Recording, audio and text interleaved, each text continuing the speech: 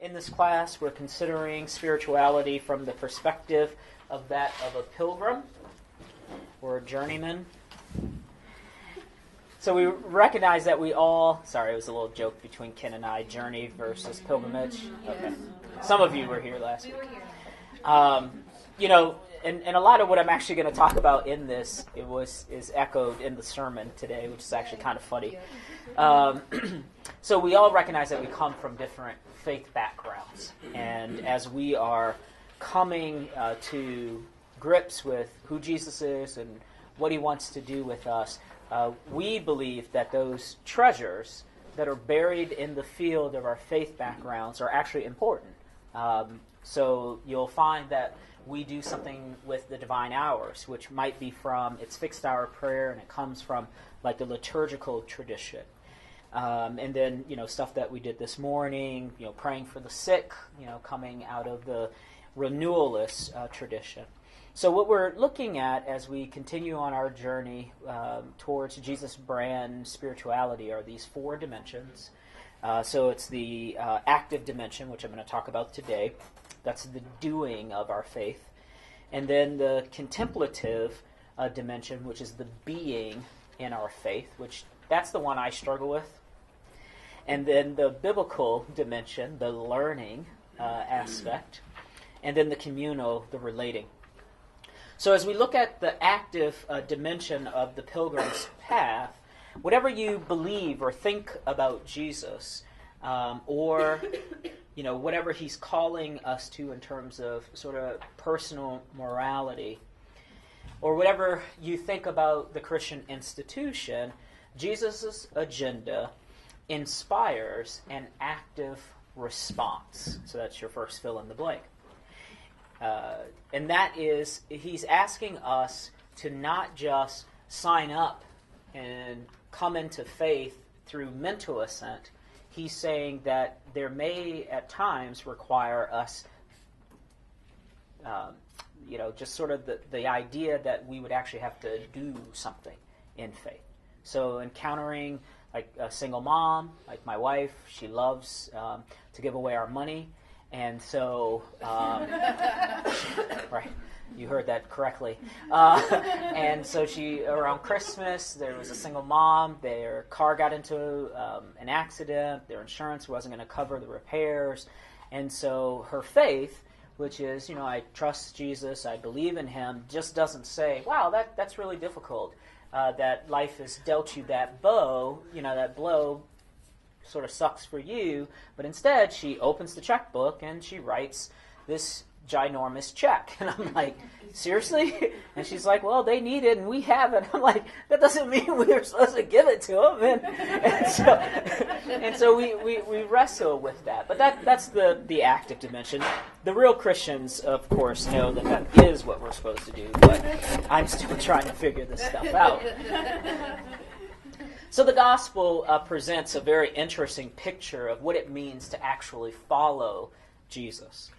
Jesus invited the first followers, who we call the disciples, to help him accomplish what he came to do, that's your fill in the blank, long before they had a clear understanding of what they were doing, who he was, and what his kingdom agenda was. So one of the ways that we kind of talk about that here is it's more a ready, fire, aim. That sometimes you actually do something before you completely figure out what you're being called to do. So Jesus is inviting us, and he invited people to help him do what he felt he was called to do, and those who came along learned more about him in the process. So it's more of it's caught as opposed to it's taught type of thing. Does that make sense? Okay. So like one example of that would be Jesus teaching his disciples how to pray. Okay? Like if you actually look at the New Testament, it's actually a weird interaction. Because who initiates the instruction? Nope. The disciples. The disciples came to Jesus and said, teach us how to pray the way that John the Baptist has taught his disciples how to pray. Which is so weird, because it's like, what on earth have you guys been doing? Right? But they've been announcing and proclaiming the kingdom, learning about God as they see the kingdom unfolding in their midst. But when they got to a place where they realized they were missing something, they had a felt need, they went to Jesus, and then he responded to their felt need. So that it's sort of a counterintuitive way, because a lot of us, especially those of us who have advanced degrees or have gone to college or graduate school, we value, sort of the learning lab that is the university and the classroom. But what Jesus is saying is that you're going to learn more about what it means to be my follower by actually doing what I'm doing. Okay? So that can feel like a little rub for those of us who like to receive instruction a different way. So the next fill in blank is doing. I think I said it 4 times, but you didn't know that it was the one because I didn't say it the way it was supposed to. So what's the inaugural address of Jesus? It's found in Luke 14 through 19. We actually read it last night at a memorial service. So I'll read it to you now. Jesus returned to Galilee in the power of the Spirit, and the news about him spread throughout the whole countryside. He was teaching in their synagogues, and everyone praised him. He went to Nazareth, where he had been brought up, and on the Sabbath day he went into the synagogue, as was his custom. He stood up to read, and the scroll of Isaiah was handed to him. Unrolling it, he found the place where it is written, "The Spirit of the Lord is on me, because he has anointed me to proclaim good news to the poor. He has sent me to proclaim freedom for the prisoners and recovery of sight for the blind, to set the prisoners free, and to proclaim the year of the Lord's favor." So Jesus is up to something. And so a good question, if you're thinking about it, is what is he up to? Well, here's what I think he's up to. He isn't up, or what he's not up to. He's not up to telling us how we get from the earth to heaven. Right? Actually, if you go back through the New Testament and sort of read it with an eye towards it, you'll find that Jesus spends very, very, very little time talking about the afterlife, as it were.